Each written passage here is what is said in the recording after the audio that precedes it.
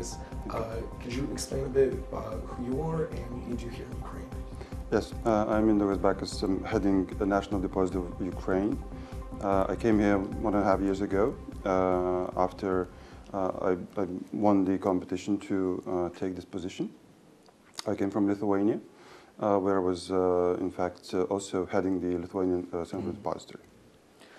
And could you explain to me exactly what the National Depository does? Yes, National Depository or Central Securities Depository in any country serves two purposes. One is registry of issued financial instruments. In Ukrainian case, this is the corporate securities, shares, corporate bonds, investment funds, and so on. And the second function is settlement of transactions with securities. Now, you said that you work a lot with integrating Ukrainian financial markets into European ones. I've heard it mentioned that the Ukrainian financial system is quite immature compared to Europe and even Russia. Why hasn't the Ukrainian financial system developed since independence?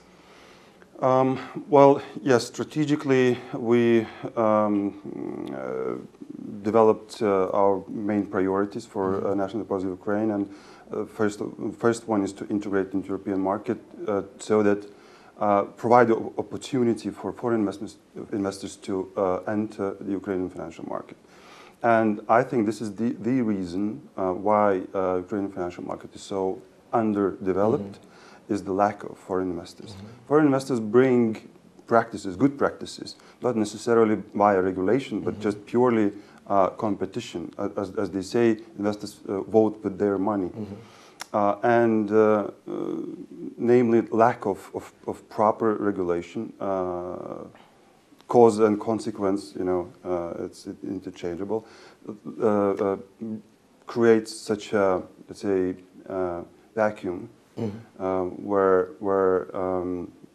it is difficult to develop just within one country. Isolation is the biggest threat. Speaking of this integration into Europe, what are the biggest challenges right now of integrating the Ukrainian system into the European one? Yeah, well, it seems a simple answer, right? One, we have to change the regulation so that it's understandable to foreign investors. And two is to adjust technical environment. This is what we are actually right now very much started doing. Why we announced the tender for acquisition of a new CSD platform. This is run internationally. We are reviewing proposals from many companies so that by the end of this year we could sign the agreement with the purpose to launch a new system, new business processes, hopefully within already new legal environment in 2019. And that would be the point where we will say to the actual world that Ukraine is ready to accept foreign investors. Once this integration is in place, foreign investors will still have to see opportunity in Ukraine.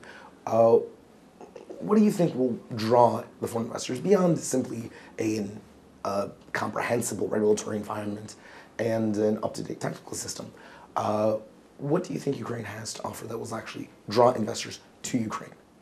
Well, in my whole career, I was working in custody in the post trade. Ukraine, as a big country, was always mystery, and at the same time, it's interesting. If it is a big country, there must be opportunity to earn money. And financial markets, it's not just speculations, it's a long-term investment that must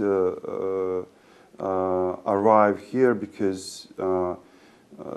interest rates are high, therefore, of course, risks a bit Yes. also high, but where's the risk? There's the opportunity to earn money. So I think, and it's not my opinion, I'm talking to many colleagues from European markets, from international depositories, where they confirm that yes, investors are waiting with the money, but infrastructure is not yet ready. So this is what we have to do, and we are doing actually right now. In addition to attracting foreign investment, obviously a lot of Ukrainian industry, a lot of Ukrainian markets in general are controlled by very wealthy businessmen, oligarchs as they call them here in Ukraine. Do you think this infrastructure will maybe persuade at least some of them to reinvest some of their own money that they've earned into the markets and maybe free up a little bit of liquidity that way? Well, it's a hard question for me to answer specifically on that topic. I do believe that as a result of introducing proper infrastructure, legal environment, and therefore protection of investment, the trust in local market will increase. And maybe some of these people, wealthy people that right now do not trust Ukrainian market and invest abroad their money, I hope, yes, they must return to their own country and invest here. So I think investor protection, it's not just for foreign investors, but also for locals. Now, obviously, speaking kind of on this related topic, of course, if you feel uncomfortable, then go ahead and feel free not to answer. But one of the things I was worried about when I hear about new developments in Ukraine is the corruption aspect. Obviously, Ukraine still struggles to this day with enormous corruption. And one of the things I always worry about, as I said, is whenever a new system is in place, that it will be abused. Now, do you guys have any safeguards or have you set up any sort of fraud detection in place while developing these technical systems?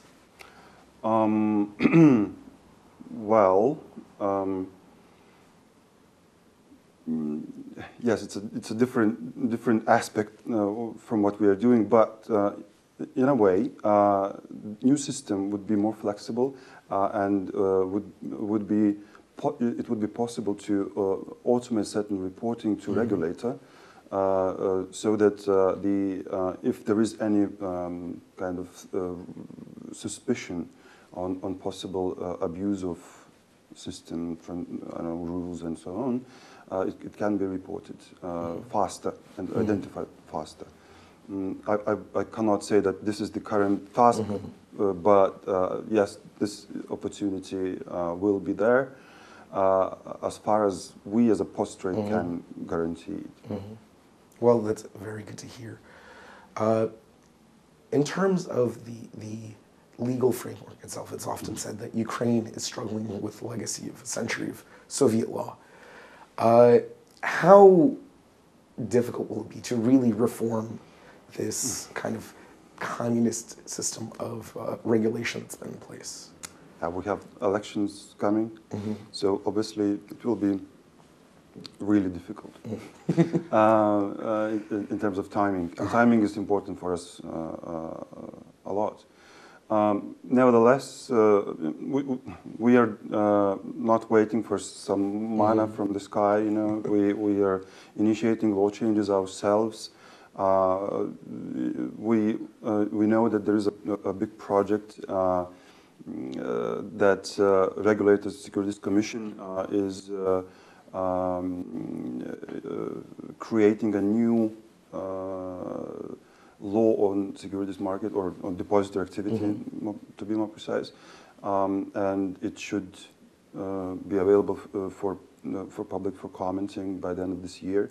And the story doesn't end here. We have to still go to Parliament, to Rada, and it's a really complicated process. I honestly did not expect that such a change to the law, introducing the nominee concept into Ukrainian market, which is the foundation of investor protection, it's so difficult to push through and explain, even though it's it's obvious thing, but we already struggled with it a year. And, Well, it still sounds you guys are making a little bit of progress. Now you said you came from Latvia previously? Lithuania. Lithuania. Lithuania is also a post-Soviet country. Yes. Did Lithuania have the same issues when it was reforming its own system, or was it easier to clear out the craft than it is in Ukraine? I can say that start was absolutely identical as it comes to the financial market and legal environment. We also had mass privatization. We also had kind of lack of competence in the market, how to run things. And we also brought in foreign advisors, specifically for Lithuania on the financial market. It was France. And somehow we implemented those good practices because we were open to other markets. As far as I start to understand Ukrainian situation, the bad or the reason why we are this country is so complicated is that it isolated itself from other countries, from other practices, by limiting capital flow, and therefore this isolation kind of halted the progress. And this is my interpretation of the current situation in Ukraine. Well, I'm glad to see that at this point, at least, Ukraine seems to be opening up a little more to these European modern ideas. I don't have any other questions, and thank you very much for your time, Mr. Bakas. Thank you. Thank you a lot.